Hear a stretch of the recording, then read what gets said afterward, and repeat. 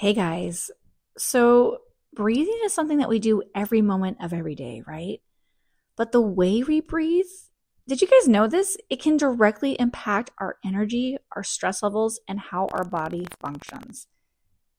Oh my goodness, you guys, reorganizing how we breathe. In this episode, we're going to walk through how our oxygen fuels the body at a cellular level and why shallow breathing keeps us in a constant state of tension. We have to be able to breathe deeply, guys. And we're also going to be talking about how our breathing patterns can influence our nervous system more than we actually realize. Yes, our breathing is automatic, but it's foundational, and we have to concentrate on our breathing rhythms. When it is shallow, restricted, or rushed, our body responds with that stress. But when we breathe intentionally and on purpose, we're actually creating space for our blood flow, our oxygen to regulate and give us our energy. So, are you guys ready to get into it? Let's go. Welcome to Life Reassembled. This is the podcast where we learn how to reassemble our lives. I'm Julie Renee. I'm a life coach specializing in trauma recovery and a speaker. Together, we're going to be exploring what it really means to reassemble our lives on the rock after we've spent our entire lives piecing it together on sand. Here, we're going to talk about healing the mind, renewing the spirit, and organizing the parts of our lives that were once overwhelmed by complete chaos. Each episode is a space for reflection, faith, and practical steps for living with peace and intention. So, take a deep breath with me, settle in with some warm coffee, and let's begin reassembling our lives, piece by piece, together. Today, we're talking about something that's so constant that we don't ever really think about it. Breathing. It's automatic, it's continuous, and it's sustaining us every day. Without our breath, without this oxygen, we have no life. So it's very imperative that we really start assembling it to make sure that we're getting the most out of a daily and consistent gift. So even though our breathing happens all the time, we never really think about it. It's so on autopilot that our brains never really take a time to think about it until it becomes apparent that we need to think about it, right? The way that we breathe changes how we feel, how we function, and how our body responds to stress. So today we're going to slow this down, we're going to break it apart, and we're going to reassemble it together. I want to hear how you're establishing these breathing exercises into a better life. Let's dive deeper into what's going underneath our oxygen and cellular energy. It's the foundation. Our oxygen is what fuels our body. That makes a lot of sense, right? Without breathing, if we hold our breath too long, we start to lose oxygen to our brain. Every cell relies on oxygen to produce energy. So when we're breathing well, oxygen is going to be delivered efficiently, and the body has what it needs to function better. But when breathing is shallow or restricted, you guys know what this feels like. That supply is limited, and we will feel this. We will feel it in fatigue. We'll feel it in brain fog. We'll feel it in low energy, difficulty focusing. And it's not that we're not trying. It's honestly, a lot of it is because we're having shallow or restricted breathing. The body isn't receiving what it needs consistently. Breathing is more than just an automatic system. It's functional. And we have to support everything that functions in our body in order to reassemble at our fullest capacity. So most people, I'm included, when we're under pressure, we tend to breathe shallowly, which means we're doing short breaths. We're doing the upper chest movement, quick tightening breath patterns because we're kind of like in that survival mode. But the body interprets that as a signal. Hey, something's wrong. What's going on? So even if we're sitting and nothing really is happening to us, our body is reacting as if something is. So our heart rate may increase, our muscles will stay tense, and our nervous systems will remain alert. And over time, this can be a really bad habit or a pattern because anything that we repeat enough will start to begin to feel normal. And shallow breathing does more than reflect stress. It reinforces it. So we have to be really careful not to have this be our go-to and our habit. We have to get rid of this habit as soon as possible if you're realizing that you're doing the shallow breathing. We need to be So how do we do this? How do we have healthy breathing habits? So remember, our goal isn't to control every breath. Like that's just not possible, but it's to create conditions around us where healthier breathing becomes a natural thing. So we do this completely automatically, but we're doing it correctly. So the best thing to do is our posture. Our posture is super key, guys. And we talked about this, I believe, last week or the week before in regards to how our body does movement and stretching and things of that nature. We've gotten so lazy without even realizing it that our bodies are completely aging in a way that they weren't supposed to. So a posture, sitting up straight, standing up straight, and that work is painful, right? Like you have to do what's good, especially if you're having back issues or whatever. You need to do what's best for your body in the best posture as possible. So if that includes physical therapy, amazing. But any way that you can get that posture corrected will definitely affect how you breathe. So when we're slouched or compressed, our lungs don't have the space to fully expand. So that's like the number one reason why our posture pulls our shoulders back, it pulls open our chest, and we have that room for our lungs to just take in that deep breath. It's so amazing. And that's just normal breathing. I'm not talking about concentrated breathing or box breathing or anything like that. So if we're just doing that slight adjustment, it really makes a huge improvement just on our airflow.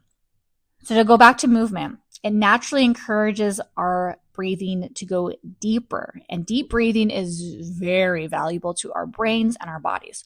So walking, stretching, light activities that makes the body move, gets you out of that restricted pattern, especially if you do a lot of sitting at your job or you're just in a situation where you have to do a lot of driving or whatever it may be.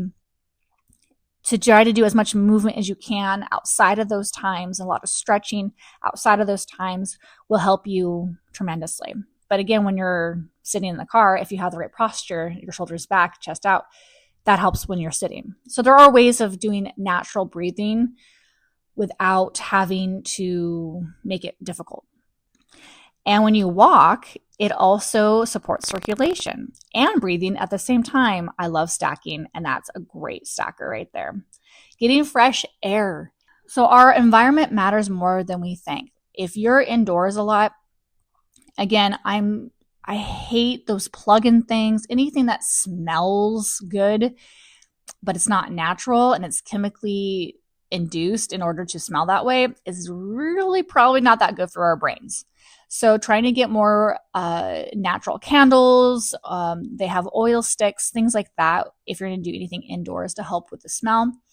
So I get it if you don't want your house to smell like fish. So there are ways, of course, like I'm not saying throw everything out, but just be mindful of what you do have and what you are using in a consistent basis. Now, if you're in a situation where they're using it at work and you don't really have too much control over that, just do your best to avoid getting close to that area where that fragrance is coming from. So the further back you are from that, as much as you possibly can, at least you're eliminating the higher chance of inhaling that because that goes directly to our brains.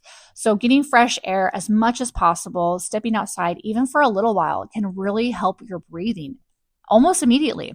It gives your body that fresh oxygen and space to reset your brain. So again, stacking that benefit of just resetting and getting oxygen. It's a win-win. Now, we can be intentional about our breathing. So throughout the day, especially if you're feeling yourself, your blood pressure is rising or you're getting angry for whatever reason, or you just need a moment, you're overwhelmed, the best thing to do is to breathe. It really just calms everything down. So when you're breathing at your fullest capacity and you're taking that mindful breathing, it brings oxygen straight into your frontal lobe cortex. This is where your executive functions give you healthy thinking through decision making, planning, working memory, impulse control, and your personality expression, which is amazing.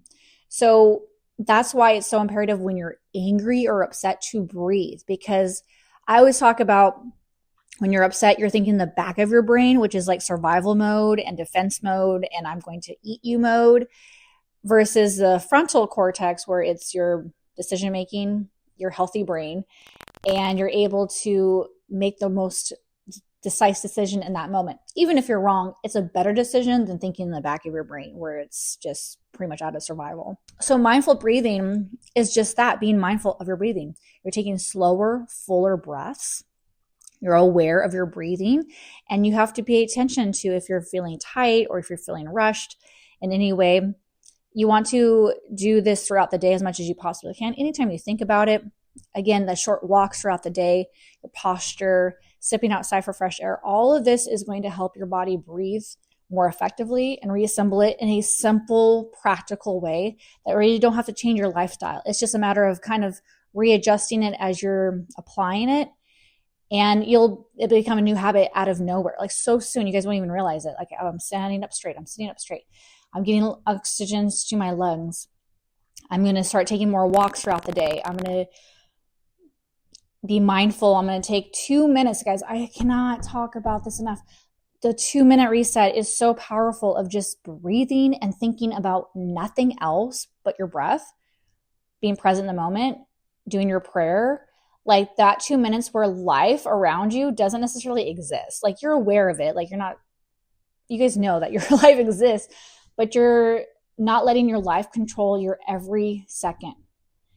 And I love it how Tony Robbins says, if you don't have 2 minutes, you don't have a life. And so he talks about that in regards to the morning routine that he does with the gratitude and reaching out to people he loves and doing that prayer, and then just that quiet time.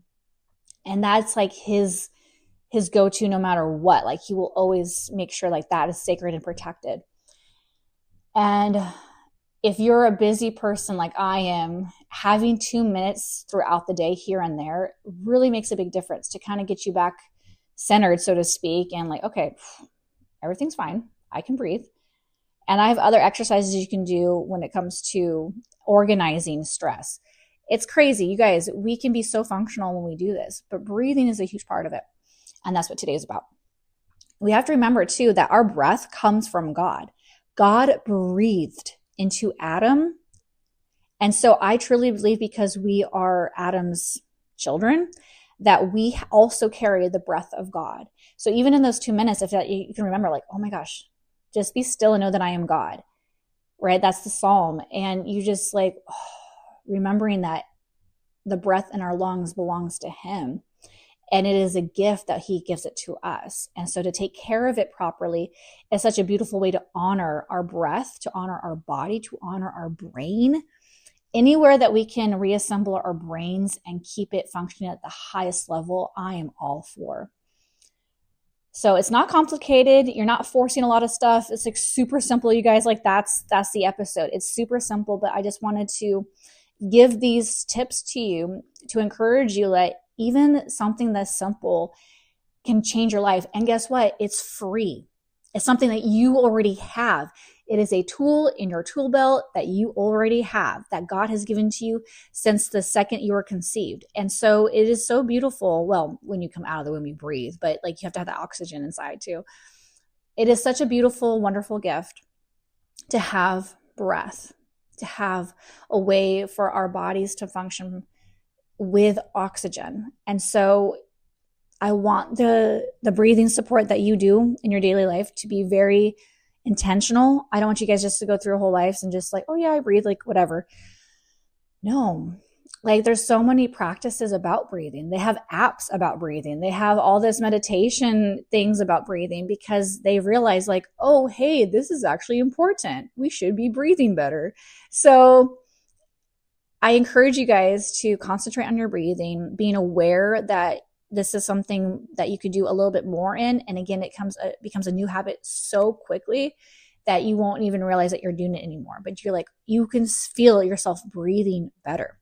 And I also encourage you to, we've talked about this, where if you're having a hard time breathing, even if you're doing all these things and you still have a hard time, it could be your nutrition intake. I was having a hard time breathing just because I was eating fast food a lot, and all that junk was really blocking my arteries, and I couldn't breathe very well.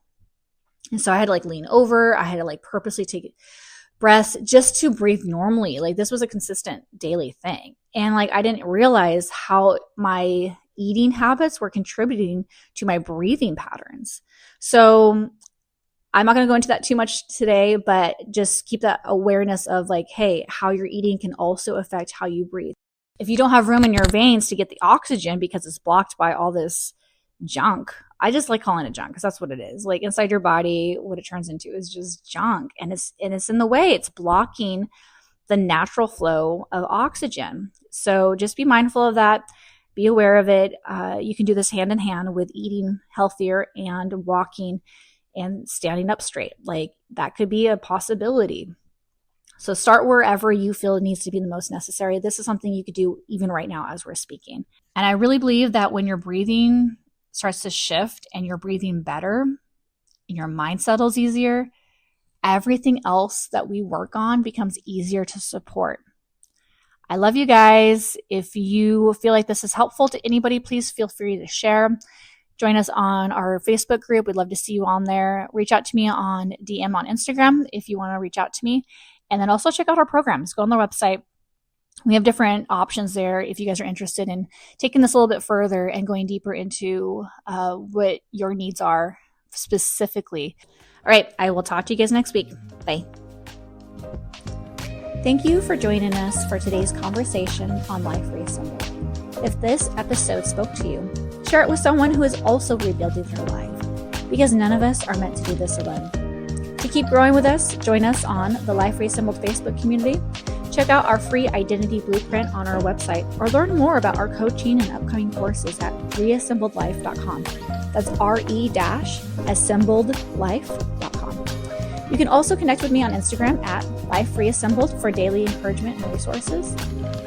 Remember that healing doesn't happen overnight, but every small step forward is part of reassembling your life.